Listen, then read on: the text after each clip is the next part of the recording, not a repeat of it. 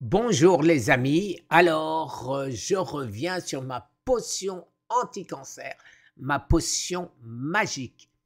Alors je pose la question à Perplexity pour savoir ce qu'il en pense. Ma potion anti-cancer, composition, une cuillère à café en poudre de matcha ail, de matcha, bien sûr le thé matcha, pardon, l'ail, le curcuma, le gingembre, la cannelle et un peu de piment d'Espelette et de poivre.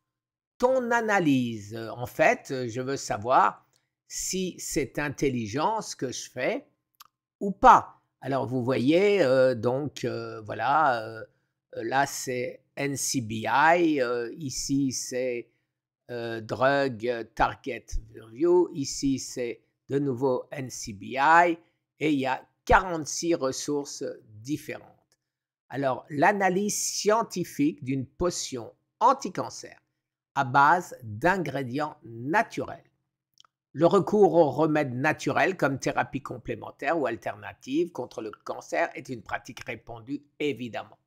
La potion présentée consommée de thé matcha, d'ail, de curcuma, de gingembre, de cannelle, de piment d'Espelette et de poivre reflète cette tendance à combiner des ingrédients supposés bénéfiques contre le cancer, bien sûr.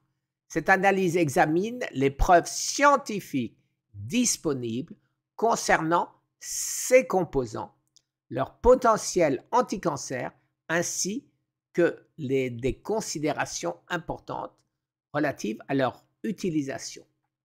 Le matcha, bon, bien sûr, le matcha, tout le monde le sait, hein, est celui qui bénéficie des preuves scientifiques les plus solides concernant ses propriétés anti-cancer. Voilà, métabolisme des cancers cancéreuses, arrêt de leur propagation, voyez donc avec les études qui le montrent. Plus précisément, les, aïe, aïe, aïe. Plus précisément, le matcha affecte significativement les voies de signalisation mTOR et affaiblit, je ne sais plus lire, hein. Écoutez, bon, je vais vous laisser lire, hein, puisque je défile suffisamment lentement pour que vous puissiez lire.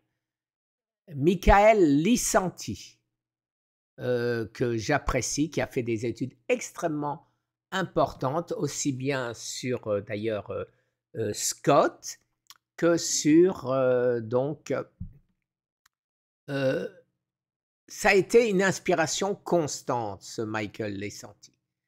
Alors, supprime le métabolisme mitochondrial oxydatif, pardon, empêchant essentiellement les cellules cancéreuses de se ravitailler en énergie, ce qui les rend inactives et provoque leur mort, l'apoptose. L'ail, bon alors l'ail, bien sûr, voilà, hein, on le sait, on en parle. L'ail frais, écrasé ou haché, personnellement, je le prends sous toutes les formes possibles et imaginables. D'abord, j'achète de l'ail congelé et je coupe en petits bouts, donc une gousse d'ail, et je l'avale tous les matins. Je prends de l'ail en poudre que je mets dans mes salades, dans tout ce que je peux manger où ça passe, j'irais dire, au point de vue goût.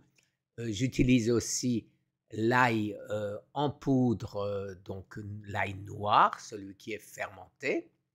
Et voilà, donc capacité à inhiber la prolifération cellulaire.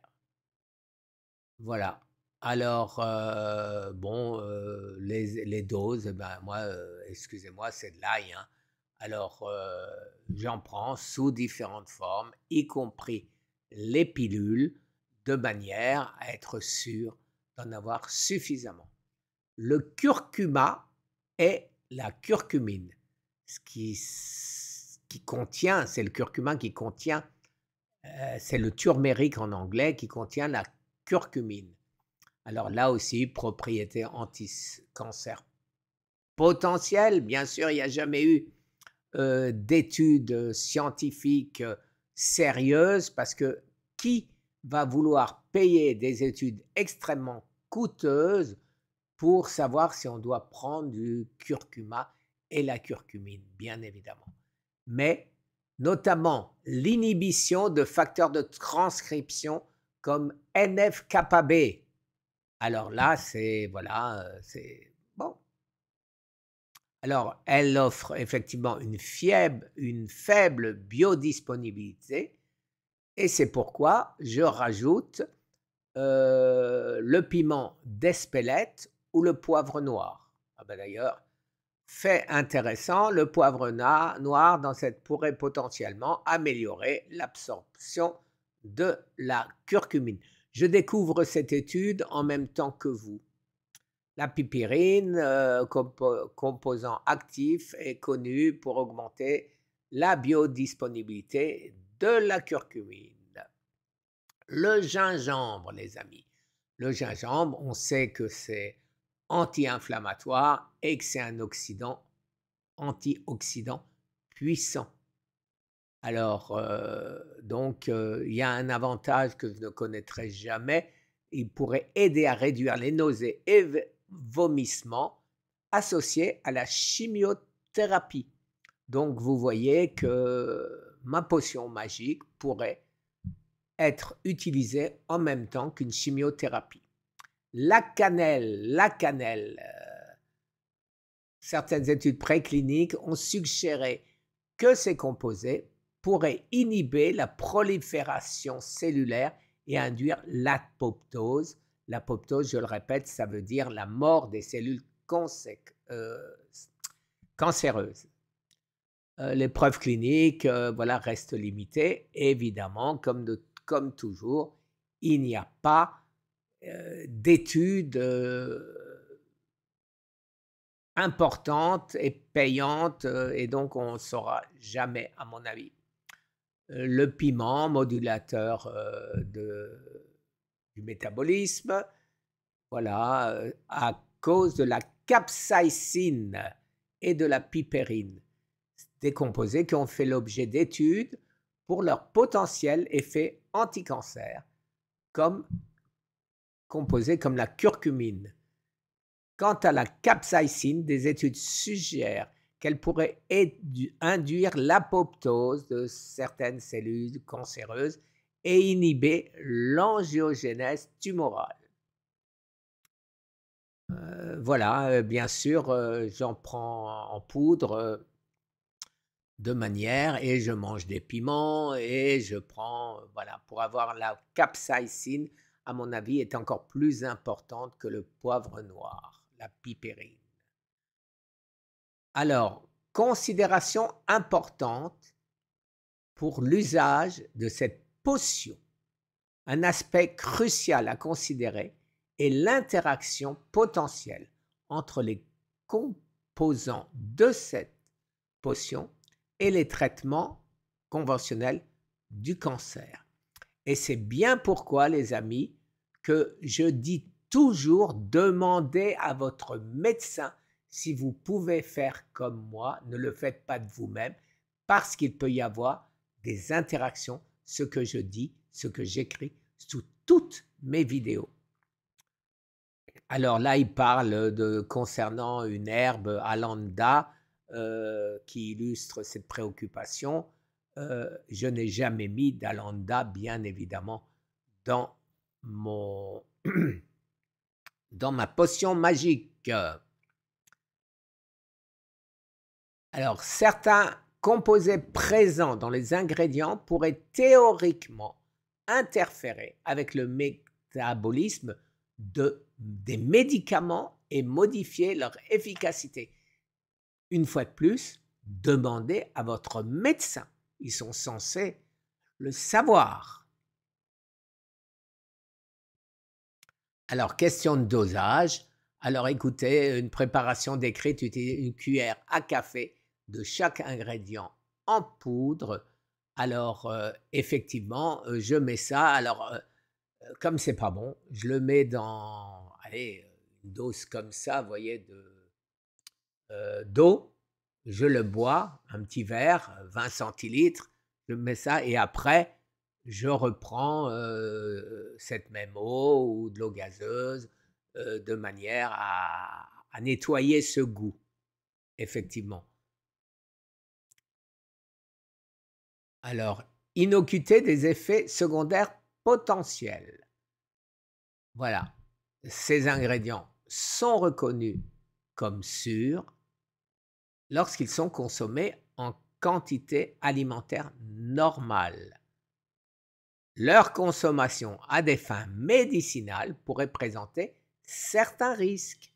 Le gingembre et l'ail peuvent augmenter les risques de saignement lorsqu'ils sont consommés en grande quantité. Je ne consomme jamais de quantité suffisante pour arriver à ces problèmes. Le curcuma, à force de dose, peut provoquer des troubles gastro-intestinaux. Je prends ma potion magique depuis 6 ans maintenant et j'ai jamais eu de problème de ce côté-là. Conclusion, évaluation globale et recommandations. L'analyse des composants de cette potion relève que plusieurs ingrédients, notamment le matcha, possèdent effectivement des propriétés anticancéreuses basées sur les études scientifiques. Voilà. Néanmoins, il existe un écart considérable entre les résultats obtenus en laboratoire et l'efficacité clinique d'une telle préparation chez les patients atteints de cancer. Les preuves scientifiques actuelles ne permettent pas de confirmer que cette combinaison spécifique aux doses indiquées ait un effet thérapeutique significatif contre le cancer. Je n'ai jamais dit et ne prétendrai jamais que ça a un effet thérapeutique significatif. Vous savez que je fais plein de choses et que c'est une arme parmi d'autres armes. Il ne faut surtout pas croire qu'il suffirait de boire ma potion magique pour guérir du cancer. Mais ça, plus ça, plus ça, plus ça, oui, je suis encore vivant 6 ans après.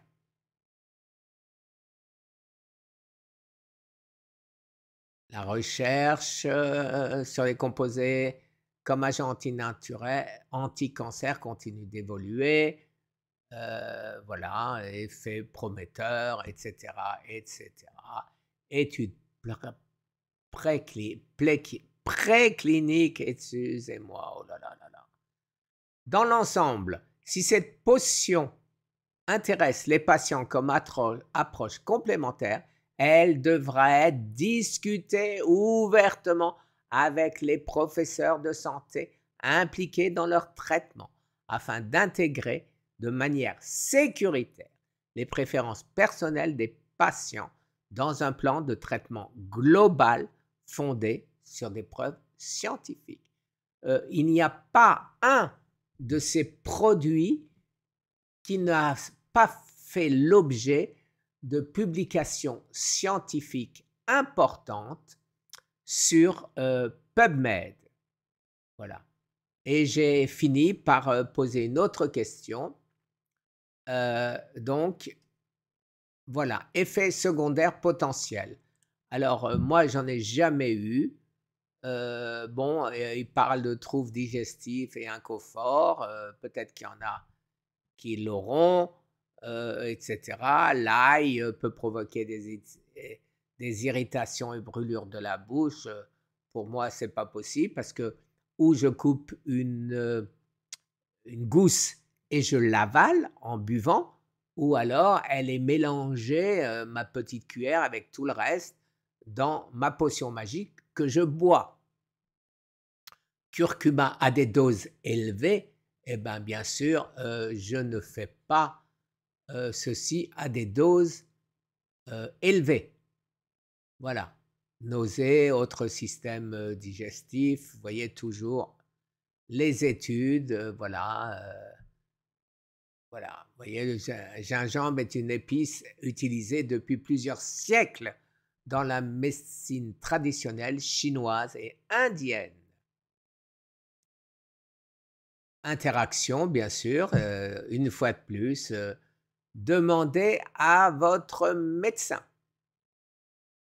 Voilà, on sait que l'ail effectivement, en excès peut rendre, donc le sang encore plus liquide et si on est sous traitement anticoagulant, c'est important de ne pas en prendre trop. La cannelle, exactement la même effet, le même effet sur les anticoagulants. La cannelle, bon, en plus, bien sûr, heu, voilà, heu, ça franchement, il faut vraiment pour entraîner une, hypoglycémie dangereuse, heu, aux diabétiques, il faudrait vraiment qu'on soit déjà très bas, hein et là, ben, si on il suffirait, ce que moi je fais, je ne prends pas de metformine ou de choses comme ça et je me contente des produits naturels comme la berbérine ou autres pour faire baisser mon taux de sucre. Donc voilà. Risque hépatique lié au curcuma, et cetera et cetera. Je vous laisse lire. Manifestation allergique, voilà. Il y a toujours qu'est-ce qui n'a pas de manifestation? Voilà. Quel est l'ail pour votre santé? J'ai jamais vu quelqu'un tomber malade avec de l'ail, hein. Voilà. Effet olfactif, effectivement, quand on le boit, quand on ou qu'on achète des pilules, qui n'ont pas de goût, eh ben, il y a pas, de problème. Alors les contre-indications, les personnes souffrant de troubles biliaires, contre-indications pour les personnes atteintes de porphyrie. Je ne sais même pas ce que c'est. Oui, quand je dis je ne sais pas ce que c'est simplement les amis, vous le savez, je ne suis ni médecin, ni biologiste. Je suis simplement un survivant du cancer depuis 6 ans qui partage ce qu'il a fait pour survivre. Je suis devenu le guinea pig, c'est-à-dire le cobaye de grands professeurs américains à qui je viens d'écrire encore ce matin pour lui dire que dès que j'ai mes résultats de mon scanner PSMA, je lui fournis. Voilà, et toujours pareil, hein, il est donc conseillé de consulter un professionnel avant de commencer à consommer régulièrement cette potion, surtout particulièrement pour les personnes sous traitement médicamenteux. Voilà les amis, je pense avoir été clair. Ne faites pas n'importe quoi, je le dis une fois de plus, ne faites pas des choses que vous pourriez regretter ou dangereuses pour votre santé. Si vous avez des médicaments, si vous avez des traitements, ne faites pas, ne me copiez pas sans l'autorisation de votre médecin. Ça peut être dangereux. Merci les amis, je vous souhaite une excellente journée. Au revoir.